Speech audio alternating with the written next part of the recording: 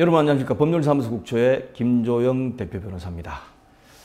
자, 내용증명 우편에 관해서 제가 지금 설명드리는데요. 김조영 변호사가 내용증명 실물도 보여주고 내용증명 보내는 방법도 말씀드렸고, 그러면 내용증명을 보내라는 얘기지 않습니까? 그러면 내용증명 우편을 왜 보내야 할까요? 왜? 경상도 발음으로 와 보내야 되는데 이거죠. 와 보내야 되는데. 자, 그래서 내용증명 우편을 왜 보내야 되는지에 관해서 한번 살펴보도록 하겠습니다. 자, 고여사의 예를 들면 이제 조금 쉽게 경험할 수 있을 거예요.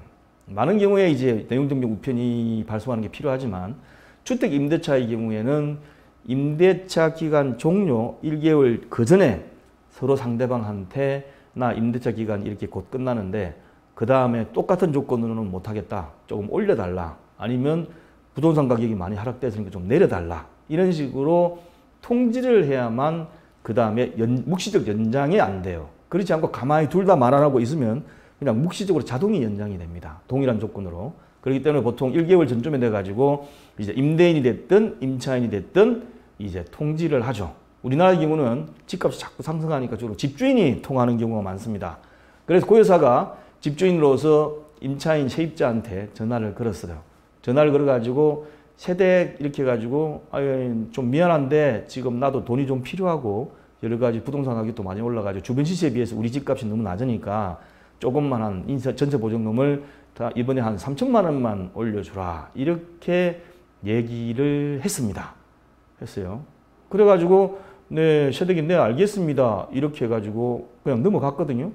그리고 막상 임대차 종료 기간 직전에 계약서를 새로 써야 될 거 아닙니까? 오른 금액으로 가가지고 계약서 새로 쓰자 그러니까 세대기 나 무슨 소리예요 주인 아주머니 왜 전세 보증금을 올려요? 이렇게 나와 버리는 거예요. 객관적으로 보면 아마 그렇게 얘기하는 세댁도 참 어쩔 수가 없는 상황이지 않겠습니까? 그렇지만은 어쨌든 이런 경우가 있는 거죠. 그러면 고여사가 뭐라 합니까? 무슨 소리냐 내가 전화 걸어가지고 이래가지고 3천만 원 올려달라 그랬고 세댁이 오케이 했지 않느냐. 오케이 했지 않느냐. 근데 지금 와서 무슨 소리냐 하면 그런 적 없습니다. 그러면 주인이 이제 전화를 이렇게 보죠. 핸드폰을 해가지고 줍니다. 자, 몇 며칠 내가 전화 걸지 않느냐. 이러면 세댁은 근데 전화는 하셨지만 그런 얘기하고 다른 얘기 하셨지 않습니까? 이런 얘기가 나오는 거죠. 자, 그러면 고여사는 배신감을 느끼겠지만 세댁의 입장도 객관적으로 보면 정말로 나쁜 사람이지 않는 이상은 정말 어쩔 수 없이 그렇지 않나 싶은 생각도 듭니다. 그렇지만 어쨌든 전화 통화를 하면 무슨 문제가 생길까요? 첫째, 전화로 하면 대화의 내용이 남지를 않아요. 남질 않아요. 녹음하면 될 거 아니냐. 자, 녹음을 한 경우 녹음 일자가 명확치 않고 일부 부분만 삭제할 수가 있습니다. 자기 필요한 부분만 다 잘라버리는 거죠. 둘 다 동시에 녹음을 해가지고 녹음본을 동시에 제출하면 모르겠지만 그렇지 않으면 한쪽만 녹음을 했을 경우는 그 녹음 파일을 중간중간 잘라버리고 자기한테 필요한 부분만 넣을 수가 있다는 거죠. 그래서 조금 문제점이 될 수가 있습니다. 그래서 어쩔 수 없이 고여사가 첫 번째 한번 연장할 적에는 그냥 당했어요. 본인 입장에서 이제 당한 거죠. 그래서 이제 또다시 2년이 지나갔습니다. 그리고 2년이 지난 다음에는 안 되겠다. 이번에는 전화로 하면서 녹음도 당연히 해야 되겠고 다른 방법으로 해야 되겠다 해가지고 생각을 해냈습니다. 그 다음 뭐죠? 서면으로 보내라는 거죠.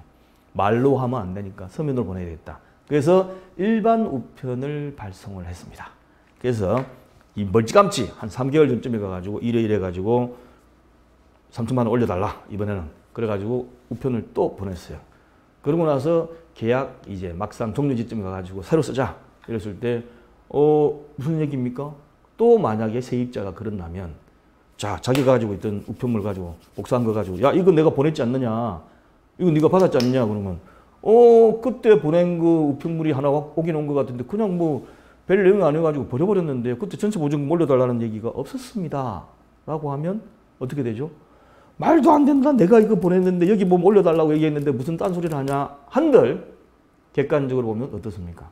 이거는 보낸 사람의 말뿐인 거죠. 자, 그래서 일반 우편으로 보내면 다음 같은 문제가 생깁니다. 어떤 문서를 보냈는지 증명이 되질 않아요. 그죠? 그리고 보낸 사람이 아무리 우편으로 보낸 문서가 이거다라고 주장을 해도 객관적으로 증명하기가 어렵습니다. 자, 그러면 전화 통화도 그렇고 일반 우편 발송도 그렇고 그러면 그 다음에 뭐냐? 막 알아보니까 등기로 보내야 된다. 등기로. 자, 등기로 보냈습니다. 등기로 보냈더니만 내가 몇 월 며칠 날 보내고 그다음 몇 월 며칠 날 받았어요. 자, 그래서 또 얘기를 해본들 어떤 문서를 보냈는지가 안 나와요. 안 나옵니다. 그래서 등기우편 발송한 경우는 보낸 날짜하고 상대방 수령한 날짜를 확인할 수 있습니다. 하지만 보낸 문서가 이 문서냐. 우리 흔히 어릴 때부터 듣죠. 이 금도끼가 네 도끼냐. 이 은도끼가 네 은도끼. 예. 착한 사람들 얘기고. 예. 등기우편 받았는데 그런 문서가 안 왔다. 뭐 별 문제가 없는 거 가지고 좀 버려버렸다. 그럼 끝이에요. 자, 그러면 전화, 일반 우편, 등기우편. 그럼 나보고 어떡하라는 얘기냐? 이거죠. 이게 바로 내용증명 우편인 겁니다. 자, 지금 보낸 것처럼 내용이 다 있어요. 전세금 올려달라 뭐라는 다 있어요. 그런 다음에 우체국이 증명을 해주지 않습니까?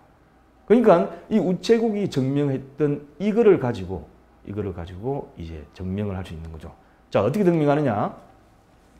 내가 다른 사람에게 어떤 내용의 문서를 언제 보냈고 상대방은 그 문서를 언제 받았는지를 확인해야 될 이런 필요성이 있을 때 그때에 이제 합니다. 주로 돈 갚아라 뭐 이런 거 채권 채무를 이행하라는 통지 그 다음에 권리 의무의 발생 소멸 통지 내가 뭐 어떤 권리가 있다 뭐 있다 아니면 어떤 의미에서는 뭐 극단적으로 상장을 내가 주지 않느냐라는 것도 이제 논쟁의 대상이 되면 필요하겠죠. 그러니까 개인 간의 생활에 있어서 중요한 법률적 효과를 발생시키는 경우에 이런 경우에는 어떤 내용의 통지를 하였는지 여부를 꼭 증명해야 될 필요성이 있습니다. 이러한 경우에 바로 필요한 게 내용 증명 우편이라는 거죠.